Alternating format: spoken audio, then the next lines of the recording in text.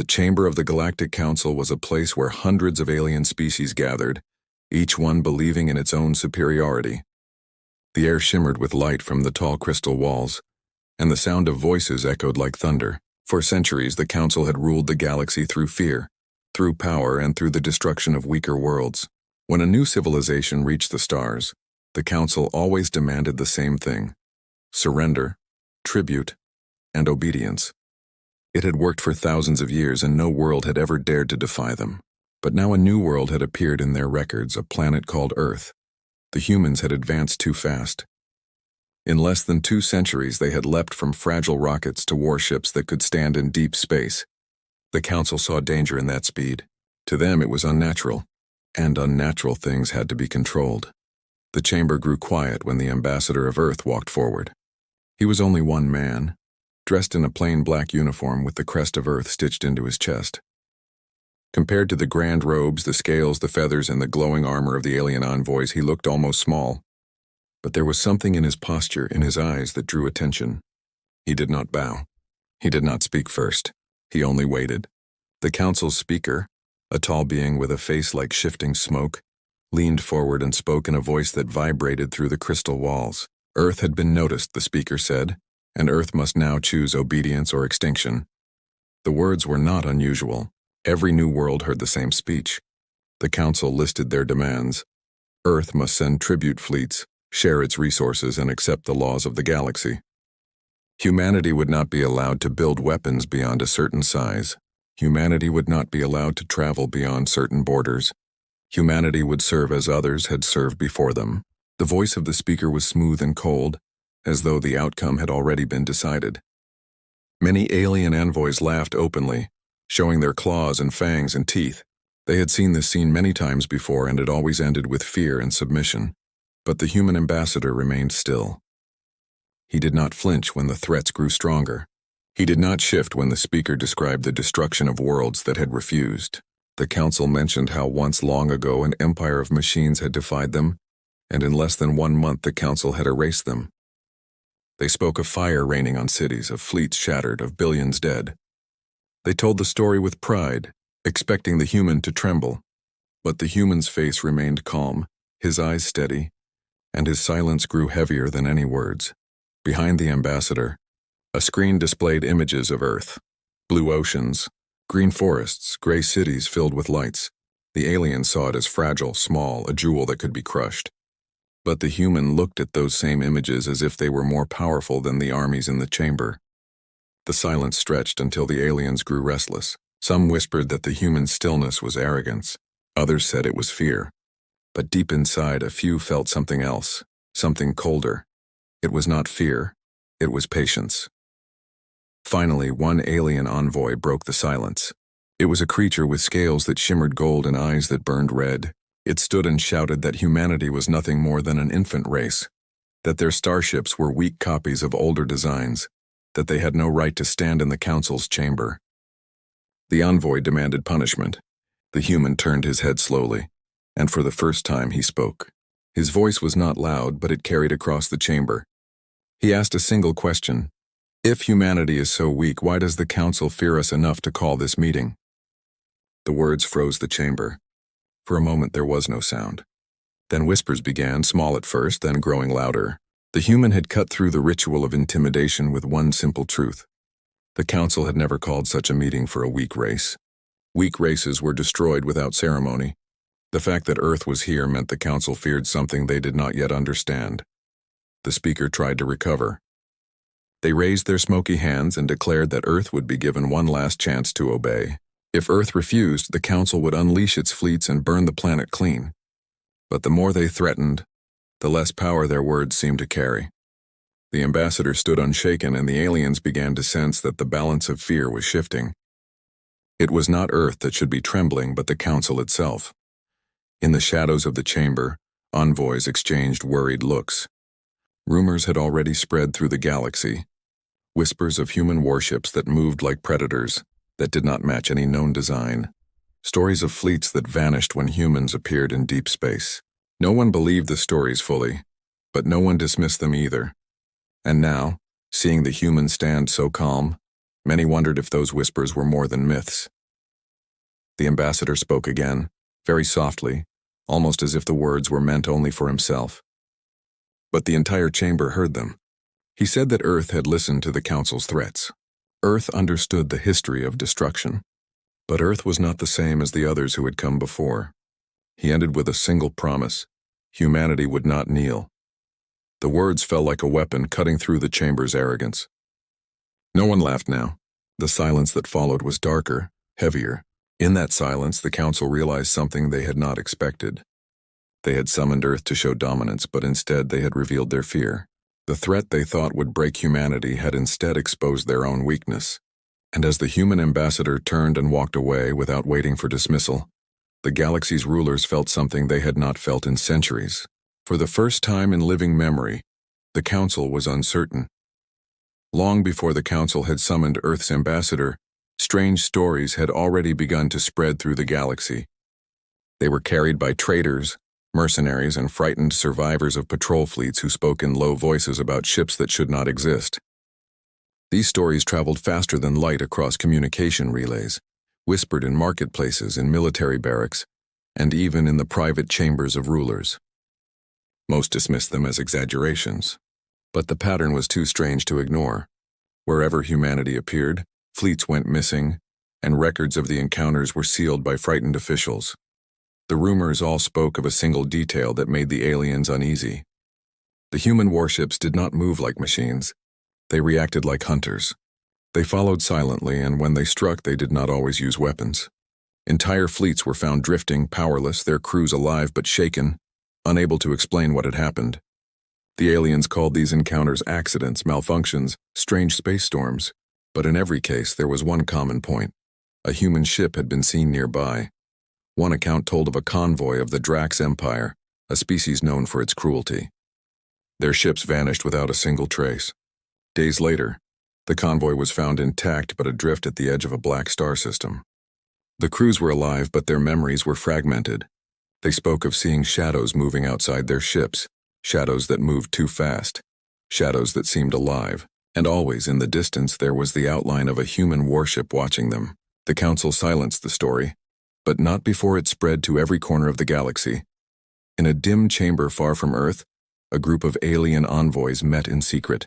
They were not part of the Council's highest order, but they were powerful enough to see the danger. They spoke of humanity's rapid growth, of their sudden leaps in technology. They remembered how Earth had once been a primitive world, not worth notice, and yet in a short span of time they had built fleets that defied known science. Some envoys argued that humans had stolen ancient knowledge, that they had unearthed something buried long ago. Others believed humans were simply reckless inventors who had no fear of destroying themselves. Whatever the truth, the result was clear. Humanity had created something the galaxy did not understand. The whispers reached the Council chambers as well. But the Council laughed at them. They called them stories for weak minds, stories to frighten children, and yet behind the laughter there was unease. Records showed that human ships had vanished into deep space without using known drives. They appeared where no one expected them, crossing distances in ways that no engine should allow. The Council's greatest scientists could not explain it. The official reports called it coincidence, but in private they began to wonder if humanity had stepped beyond the rules that bound all others. One alien general, a veteran of many wars, spoke openly against the silence. He had seen one of the human ships himself, near the edge of a dying star. He told the Council that it was not metal and fire alone. The ship had watched his fleet as though it were alive. Its hull shifted in ways no alloy should. Its surface rippled like skin, and its movements were too precise, too fluid. When his fleet tried to surround it, the human ship vanished into light, and his sensors went blind. He lost 2 vessels without a single shot fired. His warning was simple. Humanity had built something the galaxy was not ready to face. The Council dismissed him, calling him a fool, but his words never left the minds of those who heard them. Back on Earth, the humans spoke little of their creations. Their warships did not parade across space like the fleets of the Council. They did not broadcast their power or announce their victories. Instead, they remained hidden, silent like predators waiting in the dark. This silence was what made the aliens fear them more. An enemy that shouts its strength can be measured. An enemy that hides its strength cannot be understood. The whispers became myths. Some called the ships ghost vessels. Some claimed they were bonded to human minds, moving with thought instead of commands. Others believed the ships were not machines at all, but living beings that humans had captured and enslaved. None of the stories agreed, but they all carried the same message. The human warships were unlike anything the galaxy had ever seen. The Council could not ignore these whispers forever. Patrols were doubled. Spies were sent into human space, but spies returned with nothing, or they did not return at all. The little information that came back only deepened the fear. One spy reported that the humans treated their ships not as tools, but as partners. They spoke to them as if the ships could hear, and the ships responded. Another spy claimed to have seen a ship heal itself after battle, metal bending and knitting together like living flesh. That spy died before he could be questioned further, his body found on the edge of human space. As the rumors spread, so did the Council's unease. Their power had always come from fear, but now fear was beginning to work against them. For the first time, entire species whispered not of the Council's power, but of humanity's unknown strength. And the more the Council tried to silence the rumors, the more powerful the stories became. Fear fed on silence, and silence was all humanity gave them. In the shadow of these whispers, a single truth began to rise. The Council had called Earth to heal, but perhaps it was already too late. Humanity's ships were not myths. They were real, and soon the galaxy would see them not in whispers but in the light of battle. The Galactic Council had always believed in the same rule: when power is shown, fear will follow. For centuries they had proven this across countless worlds. A fleet of warships, a few destroyed colonies, and every new race bent its head. It was an old method, but it always worked. So when whispers of humanity's strange ships spread like fire, the Council decided to crush those rumors the way they always had. They would send their fleets near human space, not to destroy, but to remind Earth of who truly ruled the stars. It was a test, and they expected the same result as before. The fleets were massive. Thousands of ships drawn from dozens of species formed a wall of steel and fire on the edge of Earth's claimed territories. To the Council, this was nothing more than a message written in warships. The aliens in the fleet were confident, even proud, because they believed no young world could stand against such force. As their ships took position, messages were sent across the stars to Earth, cold and simple. The Council would give humanity one last chance to submit. If Earth remained silent, the fleets would march forward. For days there was no reply. The alien admirals grew impatient. They expected pleas, apologies, maybe even surrender. But the silence stretched like a shadow. Some of the younger officers laughed, saying humans must be too frightened to respond. Others began to feel the same unease that had haunted them since the rumors began. It was too quiet, too deliberate. And then, when the silence was at its peak, a single human ship appeared. It was not part of a fleet. It was alone. Compared to the vast armada of the Council, it was small, almost fragile. Its hull was black, darker than the void itself, and the stars seemed to bend faintly around it. No signal came from it. No lights marked its surface.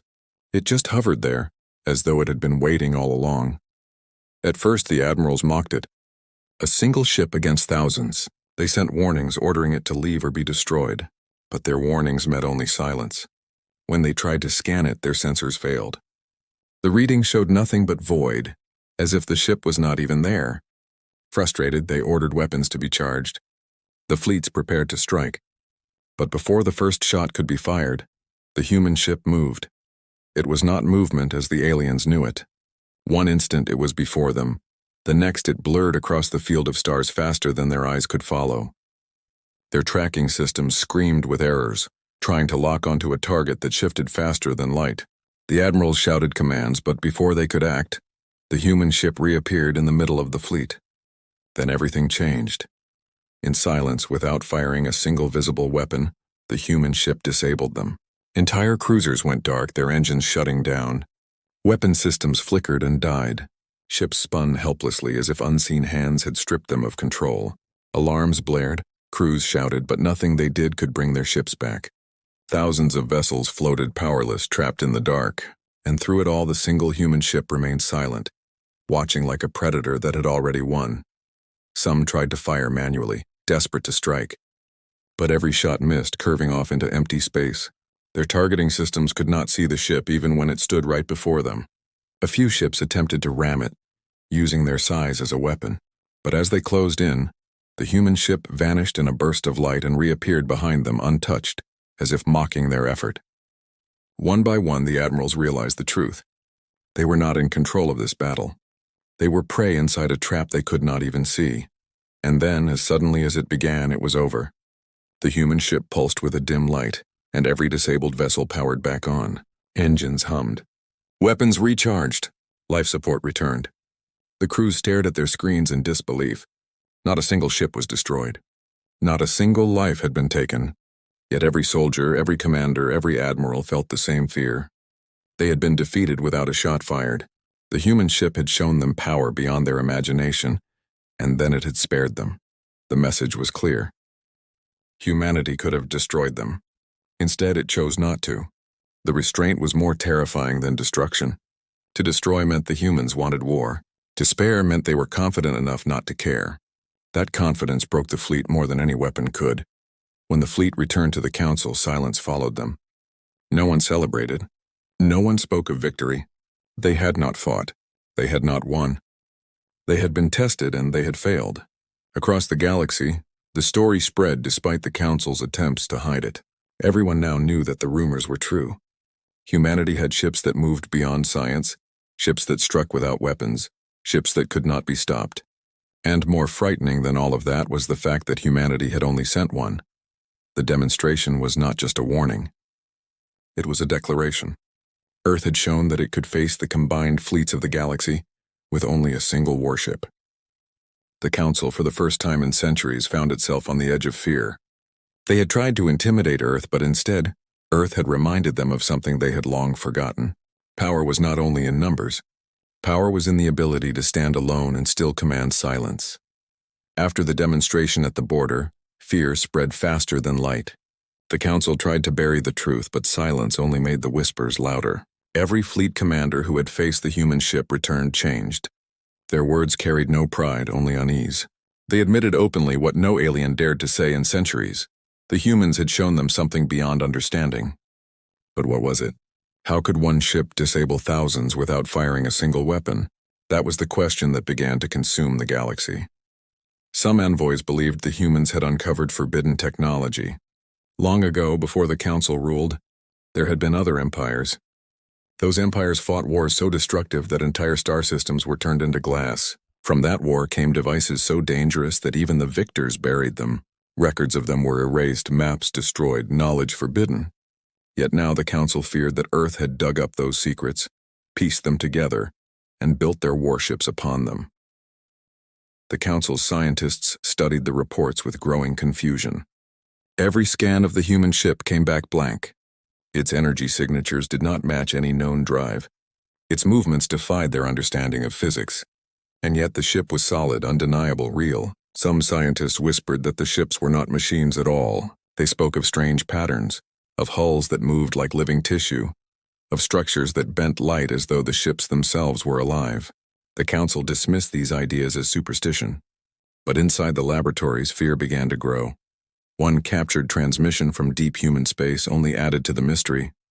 The recording showed a human captain standing in silence on his bridge. He was not giving orders, not touching controls. Yet the ship responded to his thoughts. Panels shifted, lights flared, engines hummed, and the vessel moved like an extension of his own body. It was not command. It was communion. The captain and the ship were bound together, mind and machine fused in a way no alien had ever seen. The Council debated endlessly. Could it be that the humans had broken the barrier between pilot and vessel? Could it be that their ships were not only tools but partners? If so, then every human warship carried not only weapons but willpower. Every battle would be fought not by machines but by minds linked to the heart of their vessels. That was a power the galaxy feared more than any gun or bomb. In secret, old records were unsealed. The Council searched for proof. Deep within their archives, they found fragments of a forgotten age, a warning written in symbols older than any current species. Never merge thought with the stars. The last empire that had tried it was erased in a storm of its own creation. The Council had sworn such a thing would never return. But now, looking at the humans, they realized their vow had been broken by a race that had risen too quickly to be stopped. Not all feared. Some species saw opportunity. If humanity truly held such technology, then perhaps alliances could be made. Small groups of envoys began reaching out, offering trade, peace, quiet promises of friendship. They wanted access, even scraps of the secret inside human ships. But Earth remained silent. The humans accepted no treaties, no gifts, no requests. Their fleets stayed hidden. Their ambassadors spoke little. And every time they refused, the mystery deepened. Among the common people of the galaxy, legends grew. They called the human ships shadow beasts, star phantoms, iron hunters. Some believed each ship held a soul. Others claimed that the ships were born, not built, that they grew in secret shipyards as living things. The truth was unclear, but the fear was real. Merchants whispered that if you saw one of the black ships, you would never forget its gaze. Soldiers spoke of nightmares, dreams filled with the sound of metal breathing. The warship had become more than a weapon. It had become a myth, and myths were harder to fight than armies. Inside the council chamber, pride and fear clashed. Many rulers demanded immediate war. They argued that if humanity was not crushed now, soon it would be unstoppable. Others counseled caution. They had seen the fleet defeated without a shot. They remembered the silence of the human ambassador, the calm promise that Earth would never kneel. War might not end in victory.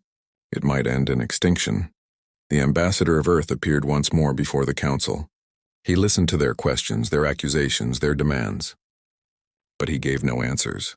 When asked directly about the ships, he only smiled faintly and said humanity had found its own path. He would not say more. That silence shook the council more than open threats ever could. In the quiet after he left, the truth settled like ash.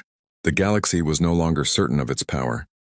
The council had always believed it held the strongest fleets, the deepest knowledge, the final word in war. But now it faced a secret it could not solve. Humanity had built ships that defied reason, ships that seemed alive, ships bonded to their captains.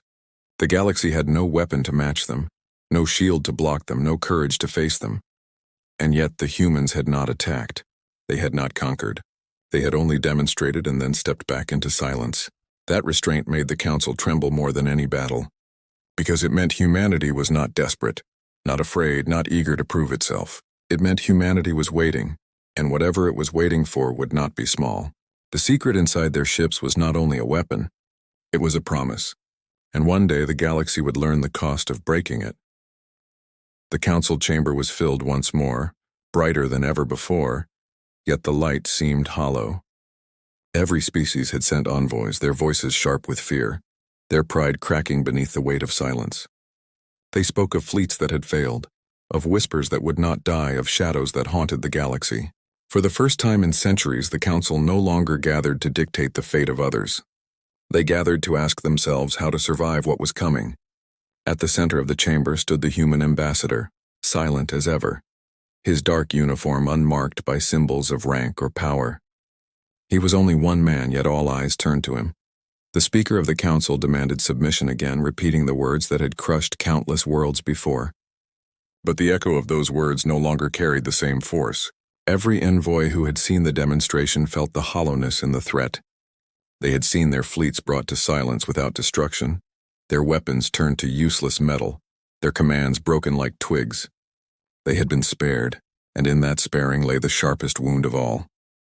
It proved that humanity had the power to destroy them but chose restraint. That choice weighed heavier than war. The human ambassador listened without expression. When the chamber finally grew quiet, his voice rose.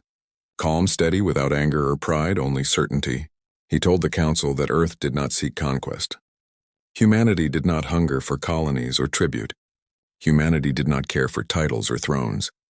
But humanity would never kneel. If the galaxy thought to bind Earth with chains, those chains would break. If the council thought to bring fire to Earth, they would taste fire greater than their worst memories. The words were simple, yet they rang through the chamber like thunder. Some envoys shouted in protest, their pride refusing to bend. They called humanity reckless, arrogant, dangerous. They claimed the council had the numbers, the weapons, the centuries of dominance. They promised destruction if humanity did not yield. But their voices trembled. Everyone heard the tremble. For the first time, the galaxy's predators sounded like prey. The ambassador did not raise his voice. He did not need to. He said the galaxy had ruled through fear for too long, and fear was now shifting. He said humanity did not fear the council, nor its fleets, nor its weapons. Humanity had walked through centuries of struggle, through wars, through blood, through fire. Humanity had faced itself and survived. The galaxy's threats were nothing compared to the battles humanity had already endured. That history was written not in treaties but in scars, and those scars were carved into every human ship that now waited in silence beyond the stars. A chill moved through the chamber. Many remembered the disabled fleet, thousands of ships brought to their knees by a single vessel. They remembered how quickly it had ended, how helpless they had been, how alive the human warship had seemed, and they remembered the mercy that followed. Humanity had not destroyed them. That was what haunted them most. The warship's silence carried more weight than all their armies combined. The ambassador ended his reply with a promise. Humanity did not want war, but if war was forced upon them, then the galaxy itself would tremble. The Council would see ships that did not die, weapons that did not miss, captains who did not command but became one with their vessels. Humanity would not fight for power but for survival, and survival was the one thing humanity had mastered beyond all others. He warned them softly, almost gently, that once humanity was forced to fight, there would be no turning back. The chamber fell into silence. Not the silence of arrogance, but the silence of fear. The Council, once the voice of dominance, now found itself without words. They had tried to intimidate, to remind Earth of its place. Instead, they had been reminded of their own fragility. The humans had not come to beg. They had come to speak, and their words had shaken the balance of the galaxy. Beyond the chamber, the whispers spread like wildfire. Across distant worlds, among soldiers, merchants, and rulers, the same phrase echoed, "Earth will not kneel." Some species began to prepare for war, strengthening their fleets, sharpening their claws. Others considered alliances, whispering that perhaps standing beside Earth was safer than standing against it. The galaxy was no longer united in dominance. It was fractured by fear. The human ambassador left the chamber without ceremony. He did not wait for approval or dismissal. He simply turned and walked into the shadows, his steps echoing against the crystal floor. Every envoy watched him go, and none stopped him. That walk, simple and unhurried, felt heavier than 1,000 warships. It was the walk of someone who knew his people no longer needed permission to exist in the stars. The Council tried to recover, to restore order. They declared new restrictions, new warnings, new decrees, but no one listened as they once had. The memory of the humans' reply drowned their words. The galaxy had seen the shift, and it could not be undone. Fear no longer belonged to the Council. It belonged to the humans. In the dark reaches of space, where the Council's fleets had once flown with certainty, silence now reigned. Silence and the unseen presence of human warships waiting in the void. The galaxy knew they were there even when they could not see them. Every ship that traveled through the stars wondered if it was being watched, if a shadow was following, if a black vessel lingered just beyond their sensors. That fear, quiet and endless, was humanity's true weapon, and so the galaxy trembled. Not because Earth had conquered, not because Earth had destroyed, but because Earth had spoken, and its reply was enough to shake the stars.